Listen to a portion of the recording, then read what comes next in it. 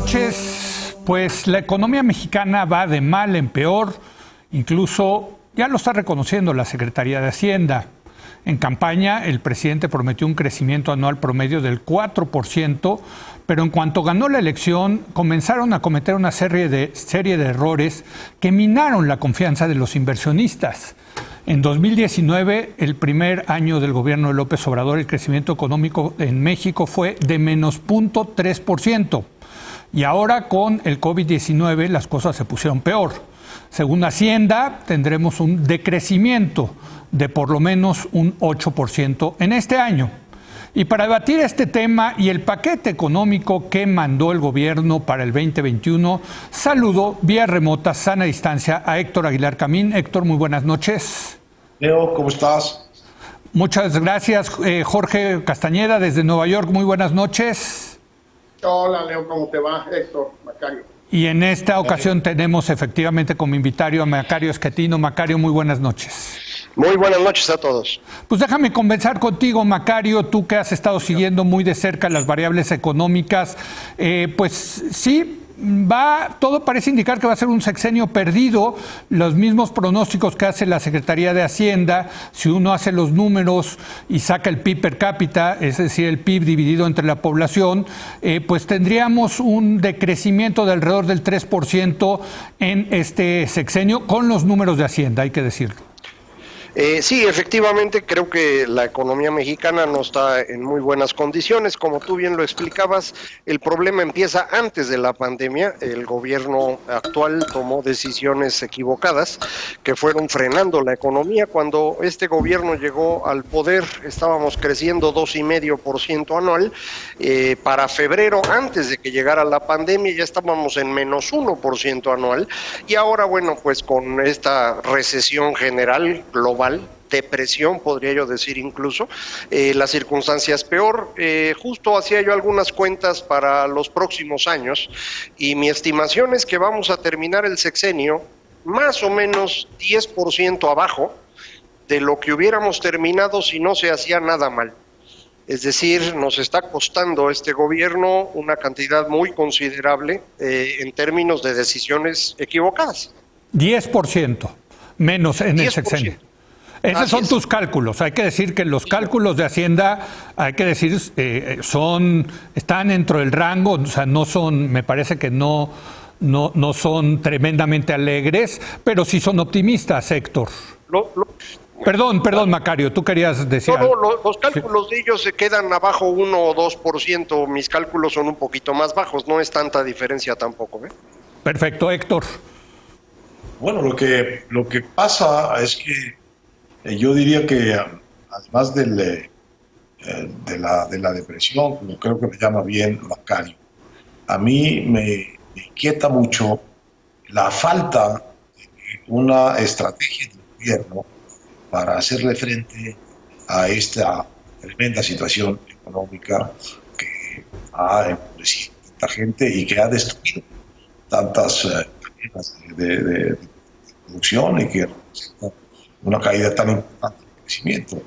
Pero lo que no se ve al final de este túnel es un gobierno con respuestas claras a la crisis, un gobierno que esté, digamos, poniéndose a trabajar como de una manera activa, de una manera sólida, seria, dándole respuesta a las expectativas de los inversionistas, dándole respuesta a las expectativas de la gente que necesita empleos e ingresos, no está ajustando en lo más mínimo su proyecto. Este presupuesto a mí me impresiona mucho porque está hecho para un país que está igual que hace un año. Es un presupuesto que no atiende las emergencias, ni de la economía, ni de la pandemia, y que sigue como ciegamente poniendo dinero donde ya sabemos que el dinero que se ha puesto no ha traído riqueza, y probablemente tampoco. Sigue poniendo dinero en Pemex. Macario ha escrito con solvencia impecable sobre todo esto. Sigue poniendo mucho dinero en Pemex, y Pemex sigue perdiendo una cantidad increíble de dinero. Vuelve a poner el dinero en el aeropuerto, en el Tren Maya, y hay, en medio de estas persistencias, como cegueras frente a los problemas reales, hay este toque especial en el que uno de los grandes beneficiarios, cosa que me empieza a inquietar a mí ya seriamente, del presupuesto, del reparto del dinero público, es el ejército. Uno no acaba de entender realmente cuál es el propósito de poner al ejército a hacer tantas cosas, ninguna de las cuales está cabalmente capacitado para hacer, ni de policía, ni de constructor de aeropuertos, ni de ahora inspector de puertos. Entonces, son como dos países, ¿no? El país que está reflejando la prensa, las cifras económicas, y el país que está mirando el presidente a través del presupuesto como si nada tuviera que cambiar, como si no tuviera necesidad de ningún ajuste. Y esta falta de flexibilidad, esta falta de ajuste, sí me preocupa, porque no anuncia nada bueno en términos de los años de recuperación que podamos esperar a partir de este momento. Ahora, Jorge, no deberías de sorprendernos, ¿no? Porque el propio presidente se autodefine como terco. Él sigue para adelante con su proyecto. Pues sí, él es lo contrario de Keynes, que decía, bueno, ¿y usted por qué cambia de idea? Dice, bueno, cuando los hechos cambian, yo cambio de ideas. ¿Y usted qué hace, señor? Bueno, pues yo creo que lo que hace López Obrador es que no cambia de ideas. Y en efecto, como dice Héctor muy claramente, el presupuesto es un presupuesto como si nada hubiera sucedido, salvo una caída modesta de los ingresos del gobierno para el año que entra. Como hay una caída modesta, pues hay un recorte modesto, pero no hay una reorientación del gasto en ninguna dirección en relación al 20. Son los mismos énfasis, los mismos acentos. Ahora, para aterrizar eso, tomemos un caso muy concreto que todos hemos seguido de cerca, el aeropuerto de Santa Lucía o Felipe Ángeles. Uno podía haber argumentado, haciendo un lado el tema, la idiotez de cerrar Texcoco, pero dejemos eso a un lado. Ok, se cerró Texcoco, hay que hacer un nuevo aeropuerto porque Benito Juárez, AICM, no alcanza, ya se había llegado al tope de movimientos o aterrizajes y despegues por hora, etcétera, etcétera. Pues muy bien.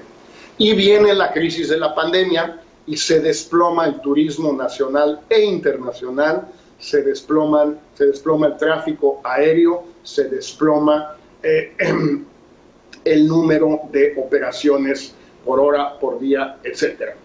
Al grado que el gobierno, sensatamente, quizás de manera un poco improvisada, cancela la Terminal 3, o lo que llamaron un poco pretenciosamente la Terminal 3 de AICM, de Benito Juárez.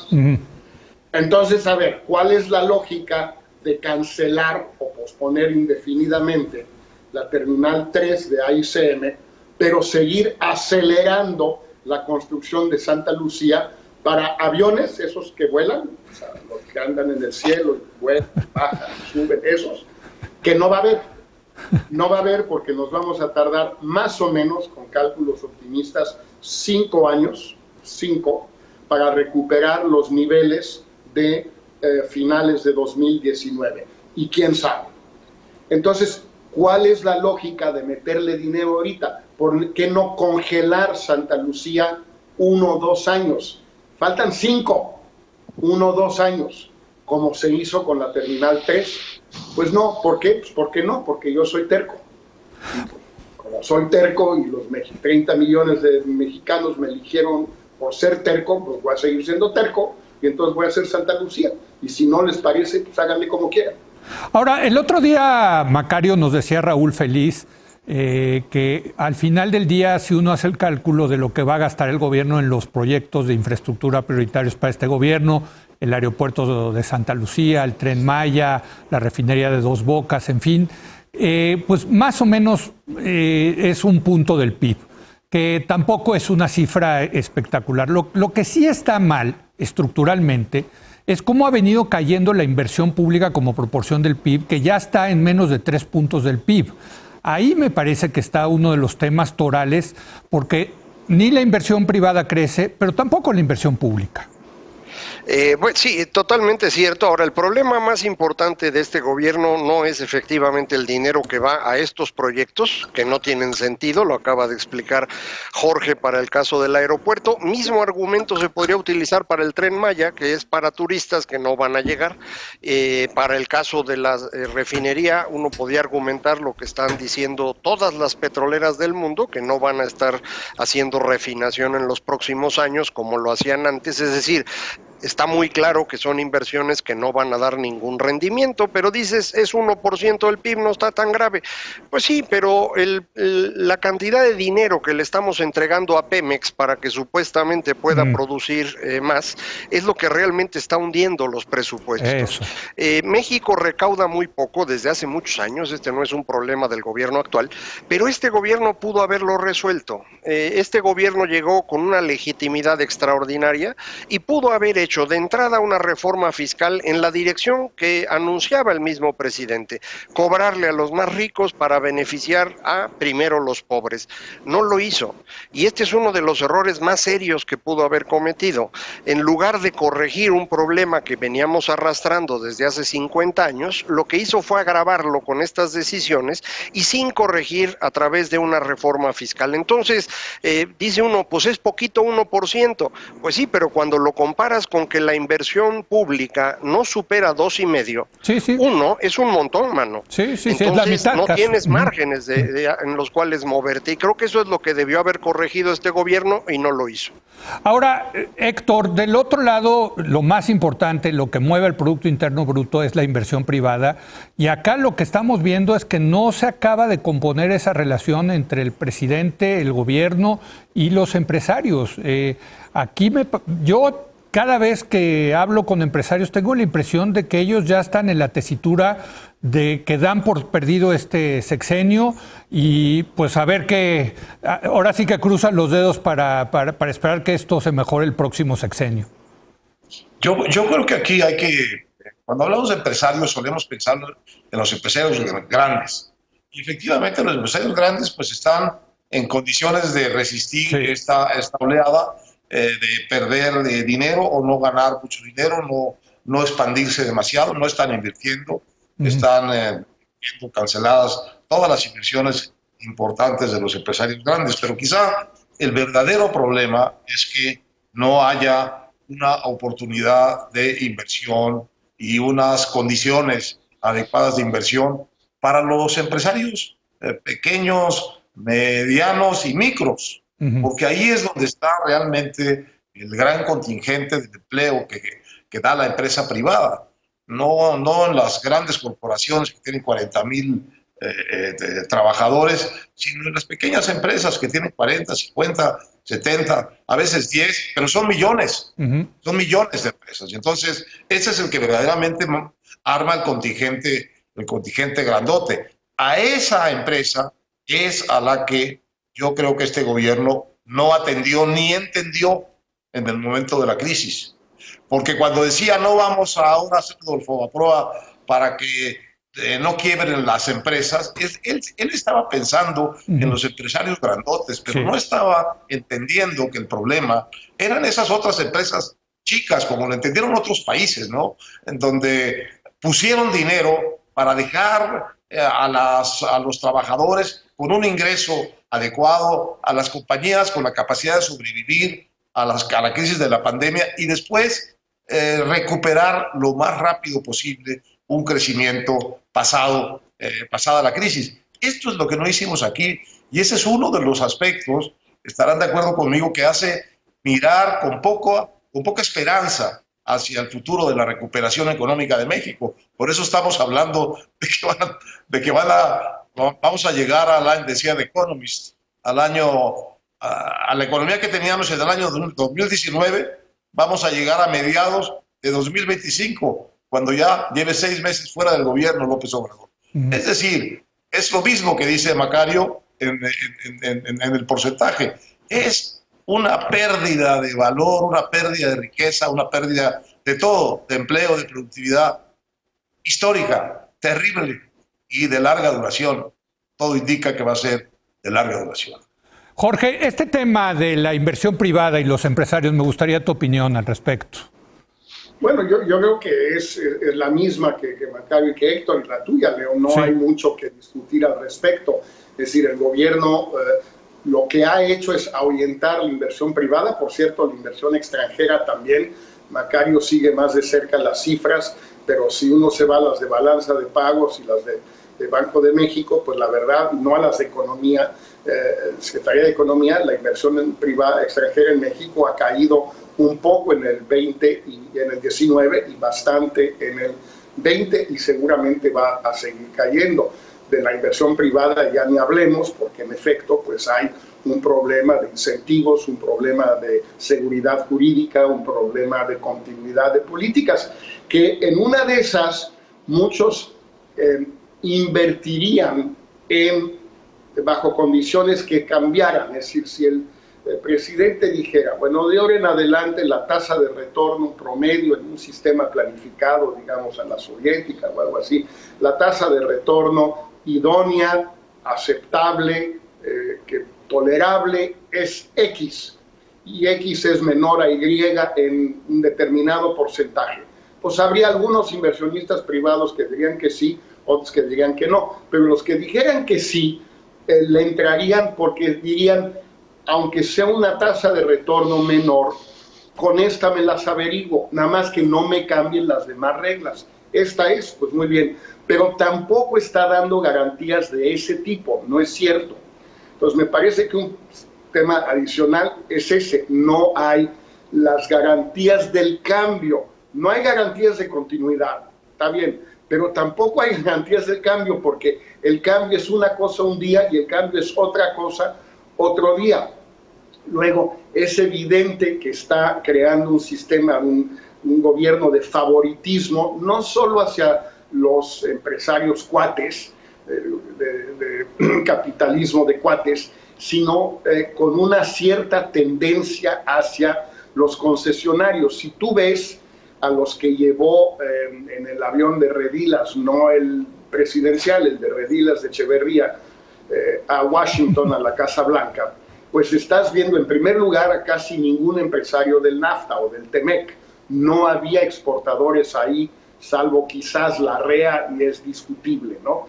Pero en segundo lugar, todos casi eran concesionarios, no eran de los empresarios, digamos, que no dependen de una concesión gubernamental. Y esos son los que quiere más. No sé si porque son más vulnerables o porque les tiene cariño o no sé qué, pero esos son los suyos. Pues así es muy difícil, porque en efecto los concesionarios van a decir, pues como me puede quitar mi concesión, mejor me voy con cuidadito. ¿Un nuevo capitalismo de cuates o más bien un capitalismo de cuates reciclado, Macario? Bueno, indudablemente es el capitalismo de cuates que vimos todo el siglo XX. De hecho, muchos del avión de Redilas, como dice Jorge, también eran parte de los aviones de Redilas del siglo XX. Son los mismos capitalismo de compadrazgo, capitalismo de cuates, los socios que van a servirle al gobierno para hacer ciertas cosas y a cambio ellos pueden obtener una ganancia prácticamente sin trabajar. El nuevo empresariado mexicano, el que se construyó alrededor del NAFTA, el que es realmente competitivo a nivel internacional, el que está invirtiendo en otros países, ese no fue, y ese no es al que quiere López Obrador. Pero el problema que tenemos es que no es únicamente que no los deje trabajar a los empresarios, sino que el mismo gobierno comete errores muy graves. Regreso a lo que comentaba Héctor, no se ayudó a las empresas, ni a las grandes, ni a las medianas, ni a las chicas. Si el gobierno mexicano hubiera contratado deuda en marzo, como todos los economistas pedimos, todos, no nada más los que piensan como yo, sino personas que piensan como López Obrador, por ejemplo, Rolando Cordera o Gerardo Esquivel lo escribieron y dijeron, contrate deuda, presidente, y con esa deuda ayude a las empresas y ayude a los trabajadores a soportar la crisis. Si hubiéramos hecho eso y teníamos la línea de crédito con el Fondo Monetario Internacional, el día de hoy deberíamos menos dinero del que ya debemos y tendríamos una economía en mejores condiciones. Es una circunstancia muy curiosa, pero te sale más barato frente a una crisis de este tamaño contratar deuda y defender tu planta productiva que quedarte viendo a ver qué pasa. A ver, y eso Macario, fue exactamente lo que hizo el gobierno. El otro día estuvo en esta mesa precisamente el secretario de Hacienda y le hice esa pregunta y lo que me contestó es, mira, todos los países que se endeudaron tienen tasas de interés cero o negativas y entonces pueden dar el lujo de contratar esa deuda a un costo muy bajo. México sigue siendo los países que tienen tasas de interés reales más altas y por lo tanto eso iba a tener un costo muy importante para el erario, para el presupuesto. No nos podíamos dar el lujo, en pocas palabras, no lo estoy citando, pero eso es lo que dijo. Si me permites nada más, un ejemplo muy sencillo. Sí. México salió en abril a los mercados para contratar algo de dinero como Estados Unidos mexicanos, que en realidad fue lana para Pemex, si no recuerdo mal, pagamos 4.25%. Brasil sí salió más o menos en la misma época y sí le salió un poco más barato, si no me equivoco, como 3.5%. Sí, pero en dólares. En dólares afuera. 0.75% de diferencia. No te digo que no sea significativa, es real, pero no estamos hablando del doble, del triple, no es cierto. Lo que está haciendo Herrera es tomando la tasa de interés interna, la tasa de interés real, que en México sí es más alta quizás que en otros países, pero la tasa de interés internacional de México, siendo un poco más alta que la de Chile o la de Brasil, por ejemplo, no lo es de manera así gigantesca. No, pero yo estoy nada más. Es impagable. A ver, nada más, si te parece, estoy nada más diciendo el argumento del secretario en el sentido de que las tasas de interés en México relativas a otros países es más alta en la deuda interna nacional y que no se podían dar el lujo porque eso iba a significar partidas de 350,000 millones de pesos más de intereses. Macario. No. A ver, la deuda no la tienes que contratar en México. Tienes una línea de crédito del Fondo Monetario Internacional ofrecida desde hace años. ¿A qué tasa? Entonces, ahorita debes contratarla a 4%. Yo creo que hasta no menos por debajo de mercado. El fondo te puede ser. Por debajo. No es ningún problema, Leo. El asunto aquí relevante es, ¿quieres una tasa más baja? Gobierna bien el país, mano. Bueno. Si lo que va a hacer, pues está muy sencillo. O sea, si el secretario de Hacienda va a decir esas tonterías que te dijo, es que no sabe de qué está hablando. Y entonces nunca va a resolver los problemas. Tú lo que necesitas es, trae el dinero, defiende a tu planta productiva, ponte a producir y a competir en el mundo, y tu tasa va a ir bajando conforme las cosas se hagan bien. Si tú estás hundiendo más de $1 billón de pesos en Pemex, no me digas que te cuesta trabajo conseguir dinero, mano. No me digas eso. Es decir, él está tirando dinero en Pemex en cantidades muy superiores a lo que hubiéramos necesitado y ahora te dice a ti que el problema es que la tasa está alta. Bueno, él está siguiendo las órdenes. Él está siguiendo las órdenes del presidente, ¿no? Hombre, sí, por eso, pero no puede ser. Es que este es el problema que tenemos, Leo, que va contigo, te dice eso y lo ponemos sin ningún problema en televisión. Yo creo que necesitamos ya empezar a ordenar esto porque no pueden ser tan cínicos. Es el mismo problema que tenemos con Gatell. Dice una cantidad de barbaridades. Nos causa 70,000 muertos y en números correctos 200,000. Y luego, además, le damos televisión. No puede ser, Leo, no puede ser. Héctor, yo sí creo que hay que darle a estos personajes la posibilidad de defender sus puntos de vista, pero bueno, Héctor, un último comentario antes de irnos a la pausa. Yo creo que lo que demuestra la realidad es que el gobierno está cada vez más lejos de ella. Y el gobierno, para sostener su proyecto, tiene que decir cada vez mayores mentiras, porque la distancia entre sus resultados y los resultados que debería tener son cada vez más grandes. El tema de las cifras del COVID y de las muertes es un escándalo larvado, escondido, subterráneo, que va a explotar con una brutalidad tremenda cuando aparezcan las verdaderas cifras, pero también las cifras de la economía. Lo que están haciendo con Pemex auténticamente es haciendo un hoyo por donde se van a acabar llevando la deuda mexicana completa, y entonces sí que va a ser muy caro pagar. ¿Qué es lo que te conviene más? Dejar que se muera tu economía y que al morirse tu economía tu deuda crezca porque tu porcentaje del PIB crece muchísimo, o endeudarte y tener una economía andando. Ahora, si te vas a endeudar y les dices a tus prestamistas que lo que vas a hacer es meterle dinero a Pemex, pues te van a cobrar mucho más, tasas mucho más altas, porque se están dando cuenta que vas a tirar el dinero. Entonces, si tú recoges una deuda suficiente y la metes razonablemente, como decía Macario, en algo que produzca, en algo que tenga sentido social, en algo que tenga sentido como reconstrucción de la destrucción que va a dejar la pandemia, hombre, pues los banqueros están atentos y te van a acompañar en el proceso, porque les va a convenir que tú hagas buenos negocios. Pero si te los estás pidiendo para tirarlo en el agujero de Pemex, o en el innecesario aeropuerto ahora de Santa Lucía, o en el increíble Tren Maya, pues naturalmente que los banqueros te van a decir que tienes que dar muchas más garantías si vas a hacer todas esas tonterías, ¿no? Pues sí, déjenme hago una pausa y regresamos con este mismo tema en un momento más.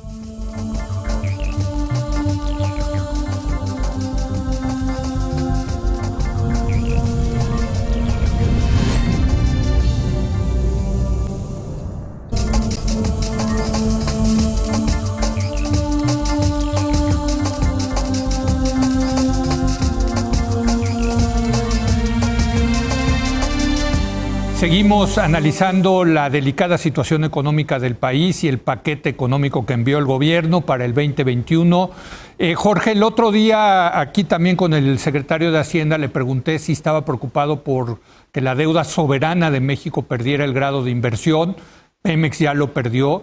Y lo que me dijo es que, pues claro, que a todo secretario de Hacienda le preocupa eso, pero que lo que más le preocupa en este momento es sacar a la economía lo antes posible por el tema de la crisis del COVID-19, que lo importante ahorita es sacar la economía y sacar al país en el tema de la crisis sanitaria. Bueno, pero volvemos a lo mismo, Leo. Si eso fuera lo más importante, ¿por qué no están haciendo algo distinto a lo que hubieran hecho si no hubiera crisis económica ni pandemia? Lo que yo quisiera saber es en dónde está la diferencia, un poquito más de austeridad. Bueno, eso que yo sepa, eso no te saca de ninguna crisis. A lo mejor te equilibra las cuentas, pero no te saca de una crisis el gastar menos. Eso no ha sucedido en ninguna parte, a menos que creas las tonterías de Ronald Reagan y Oscar Laffer y gente así. Digo, esas cosas pues simplemente no son reales. Entonces, primer punto, no veo a dónde está, qué está haciendo para sacar al país de la crisis. La deuda soberana, hombre, puede ser que sí se caiga el grado de inversión. El grado de inversión el año que entra. Venimos hablando de eso ya de hace más de un año, que Pemex va a hundir a Estados Unidos mexicanos. Puede ser, digo, yo no soy ningún experto en eso. La gente en Nueva York, de las 3 agencias importantes, pues no dan claridad, no se comprometen porque no quieren hacer nada que permita adivinar qué van a hacer dentro de 3 meses, 6 meses, un año. Lo que dice Macario creo que es lo más correcto. Si haces bien las cosas, no te quitan el grado de inversión. El tema de Pemex, a lo mejor sí tienen que reestructurar deuda.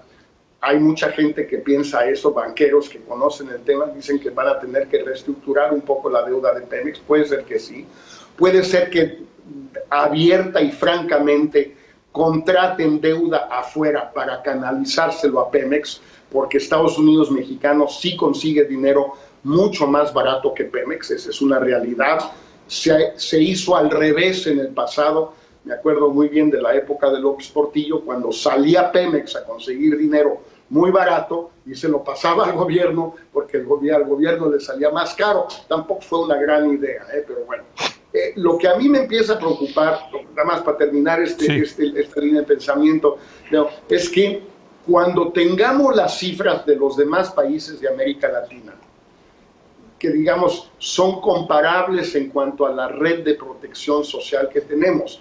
No es comparable Francia, porque aunque decrezca la economía francesa 10 puntos, la red de protección social es tal que el daño social que esa caída de 10 puntos es muy distinto al daño social de una caída de 10 puntos en México. Si comparamos a México, es probable que estemos por debajo, es decir, que habremos contraído la economía más que el promedio latinoamericano y más que los grandes países o los países importantes latinoamericanos. Claro. Brasil, Chile, por lo que simboliza, Colombia, Perú, etcétera. Argentina no, pero tienen un problema de deuda gigantesco. Y bueno, Venezuela no existe, no viene al caso. Ya es un no país, es como el no avión y la no rifa. Venezuela es un no país, ya no existe.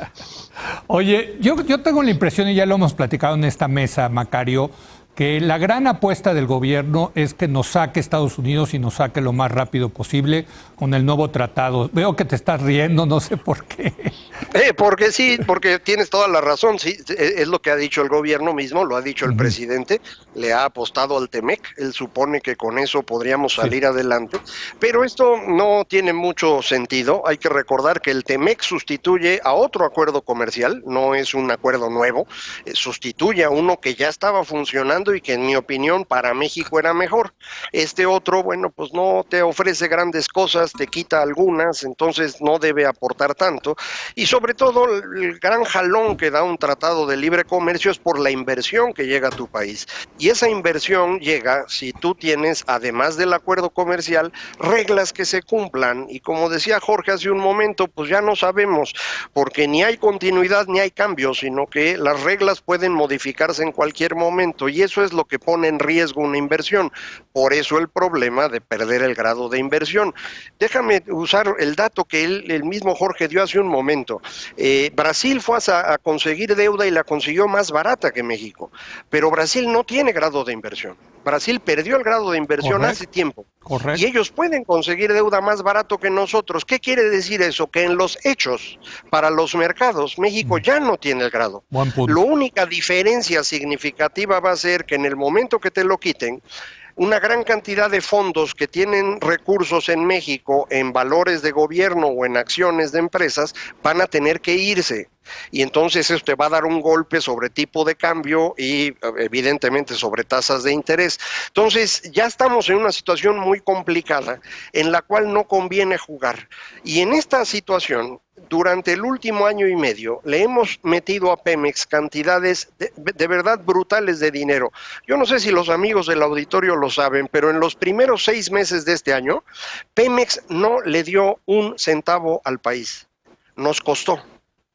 Es decir, no solo no alcanzaron a pagar los derechos por extracción de hidrocarburos, además de eso, se llevaron dinero adicional.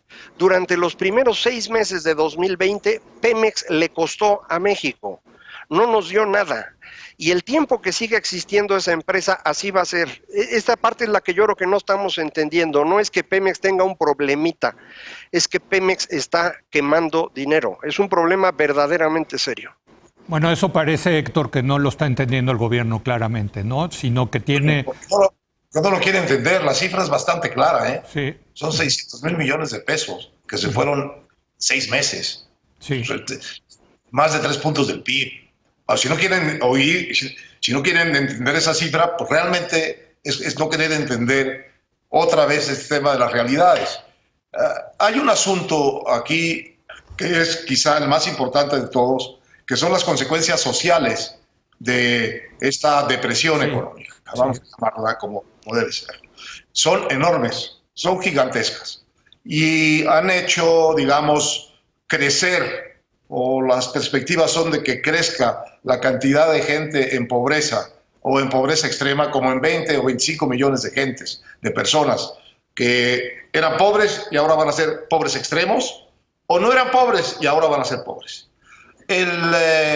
Otra de las cifras completamente alegres que profiere este gobierno con gran naturalidad es que el gobierno se ocupó ya en esta emergencia de los de abajo y que están llegando recursos por los programas sociales del gobierno al 70% de las familias. Eso dijo el presidente en su informe presidencial. Pero las cifras de Hacienda de los beneficiarios de los programas sociales registrados, sin que haya claridad en si están llegando efectivamente esos recursos, la cantidad de beneficiarios que están registrados en Hacienda oficialmente son 16 millones. Son 16 millones.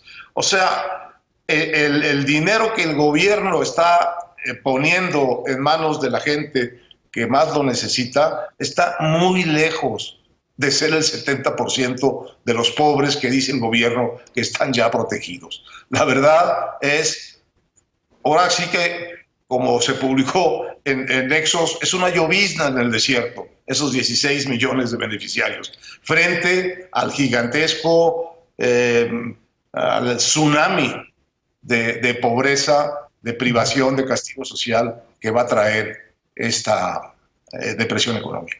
Me queda tiempo para una última ronda de conclusiones, Jorge. ¿Qué concluimos de esto?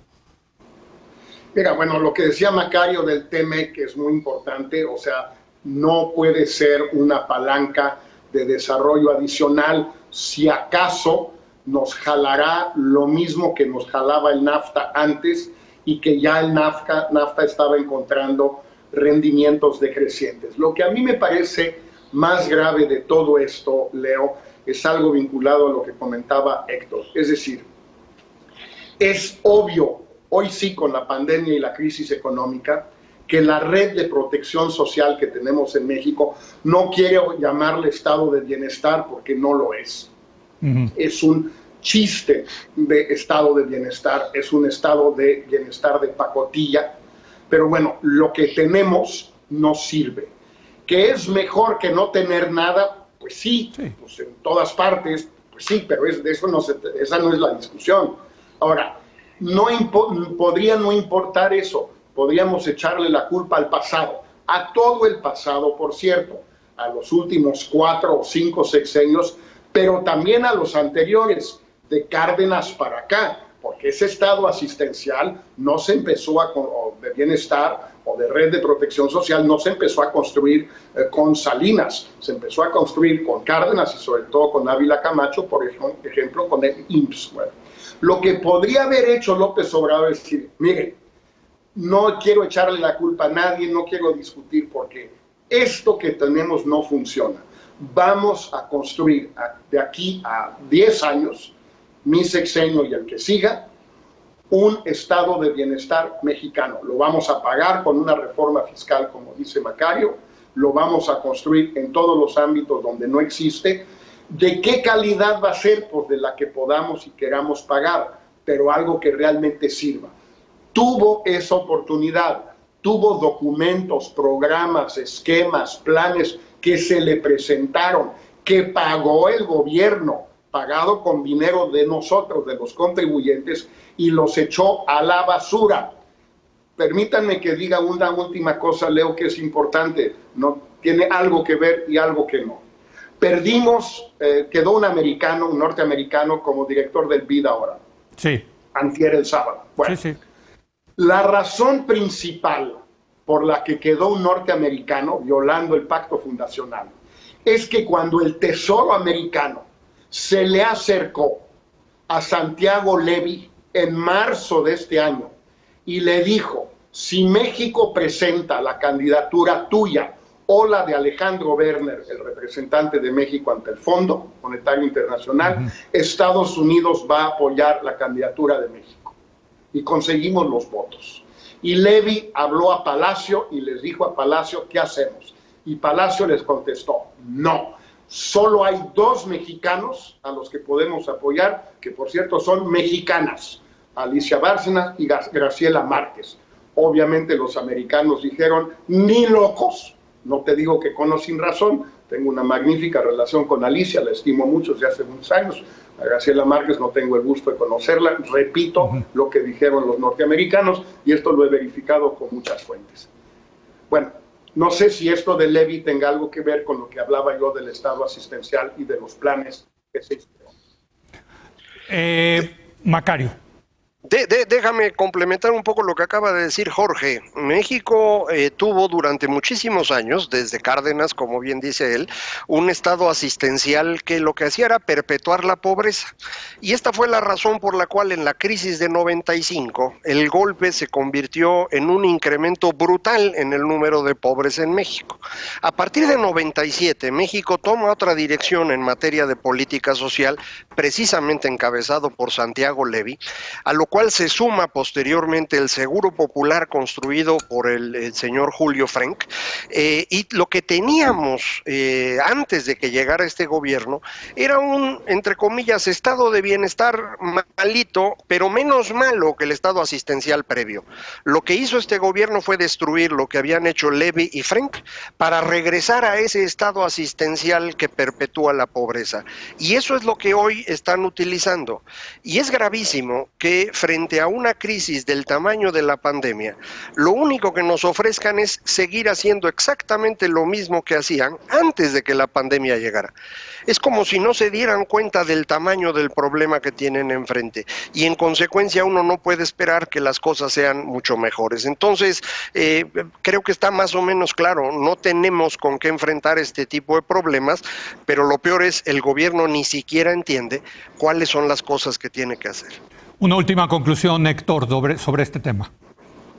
Bueno, la tarea de la recuperación va a ser una tarea gigantesca. Hay que empezar a medir esto con todo rigor y a ir poniendo con claridad ante el público que entre más tarde la buena respuesta de parte del gobierno, de la política económica, más tiempo vamos a tardar en perder, en recuperar lo que hemos perdido.